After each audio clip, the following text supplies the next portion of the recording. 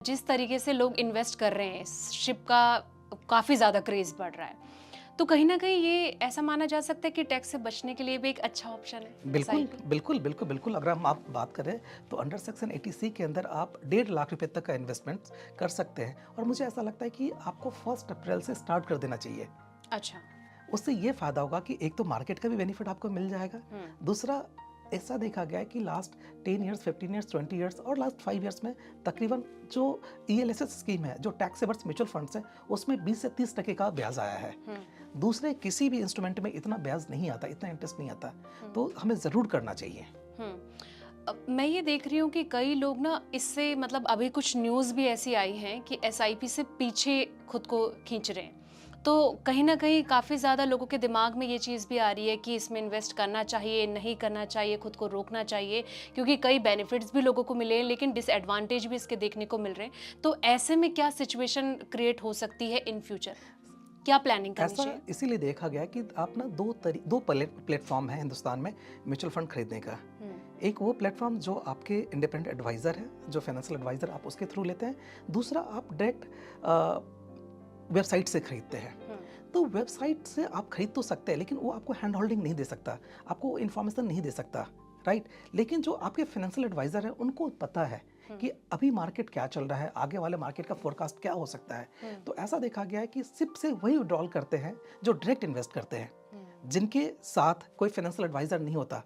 अगर आपके साथ आपके जर्नी में अगर आपके फाइनेंशियल एडवाइज़र है ना, तो अपने पैसे को अच्छे से कॉर्पस क्रिएट कर सकते हैं। प्लस डिसीजन लेने में वो आपको हेल्प करेगा। यहाँ पे आप डायरेक्ट डिसीजन ले रहे हैं, जो कि सही भी हो सकता है और गलत भी हो सकता है। तो ऑलवेज मेरा एक मानना है और मुझे ऐसा लगता है कि ऑलवेज आपको ना एक इंडिपेंडेंट फाइनेंशियल एडवाइजर आपके साथ जरूर होना चाहिए, जो आपके कॉर्पस को क्रिएट करने में मदद कर सके। बिल्कुल। सर, अभी हम कुछ देर पहले बात भी कर रहे थे ऑफ कैमरा कि इंडिया में कहीं न कहीं आज की जो यंग जनरेशन है, वो इन्वेस्टमेंट नहीं जानती। जी। पैसे इन्वेस्ट कैसे किया जाए, सेविंग्स कैसे की जाए।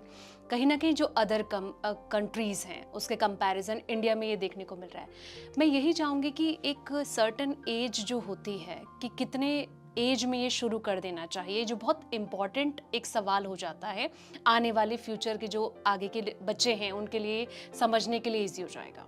मुझे ऐसा लगता है कि जो सही टाइम है इन्वेस्ट करने का, जब आपके पास में पॉकेट मनी मिले ना, उसमें से 100 रुपये निकाल के, 200 रुपये निकाल करके आप इन्वेस्टमेंट करना शुरू कर दीजिए, राइट?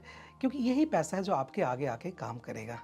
अगर आज आप एम्प्लॉयमेंट में आ गए, आपके पास पैसे आ रहे हैं, तो आप उसमें से 10%, 15%, 5%, डिपेंड ये नहीं करता आप कितना अर्न कर रहे हैं। सपोज आप महीने का 30,000 रुपये कमा रहे हैं और 30,000 में से आपने कुछ नहीं सेव किया, तो आपकी इनकम ज़ीरो हो गई।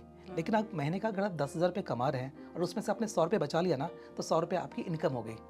तो मेरा ये मानना है कि जब भी आपके पास पैसे हो, आपने कमाना शुरू कर दिया हो, उसमें से कुछ प्रतिशत आप फिक्स कर लीजिए कि मुझे ये इन्वेस्ट करना है तो करना है। उसके बाद अपने एक्सपेंसेस कीजिए। अच्छा, एसआईपी में कंपाउंडिंग का कितना इफेक्ट होता है? लॉन्ग टर्म के लिए कितना बेनिफिट हो सकता है? जैसा मैंने आपको बताया कि पहला 1 करोड़ बनाने में कितने साल लग गए थे? 15 साल लगते हैं।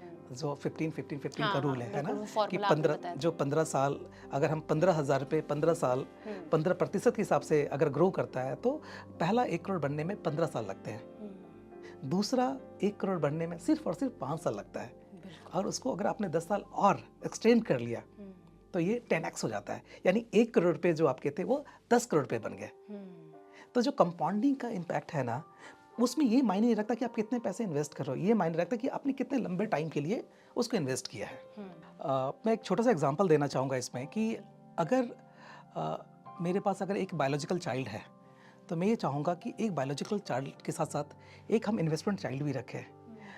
नॉर्मली ऐसा देखा गया है कि एक बायोलॉजिकल चाइल्ड को पालने में ना 20 से 25 साल का टाइम लगता है और तकरीबन 20 से 1,000 रुपये का एक्सपेंसेस है। उसकी स्कूल फ़ी, ट्यूशन फ़ी, अपब्रिंगिंग कॉस्ट, है ना? अगर हम अपने बायोलॉजिकल चाइल्ड को 20,000 रुपये के हिसाब से एक्सपेंस इन्वेस्ट कर रहे हैं, उनका टेक केयर कर रहे हैं, अगर हमने साइमल्टेनियसली अगर एक 20,000 रुपये का हमने इन्वेस्टमेंट करना शुरू कर दिया, तो ये 20 साल में बहुत बड़ा वेल्थ क्रिएट कर सकता है। मुझे नहीं पता कि 20 साल 25 साल के बाद जो मेरे बायोलॉजिकल चाइल्ड है, वो मेरे लिए कितना सोशल सिक्योरिटी का काम करेगा, गॉड नोज़। बट ये फोर्स योर है कि जो आपने इन्वेस्टमेंट चाइल्ड जो 20,000 रुपये हर महीने के हिसाब से आपने इन्वेस्ट किया था, वो 20 साल में इतना बड़ा कॉर्पस क्रिएट कर देगा कि आई एम श्योर ये आपको आपकी सोशल सिक्योरिटी का काम तो करेगा ही करेगा। तो मेरा अपील भी है आपके दर्शक से कि अगर अभी तक अगर आपने सिप स्टार्ट नहीं किया है तो आप स्टार्ट कीजिए। ये एक 8th वंडर्स हो सकता है आपके लिए आने वाले दिनों में, कि अगर आपने इसको 20 साल पाल लिया, 15 साल पाल लिया, तो ये बहुत बड़ा वेल्थ क्रिएट कर देगा, जिससे आपका जो गोल्डन ईयर्स है बहुत अच्छे से आपका स्पेंड हो पाएगा।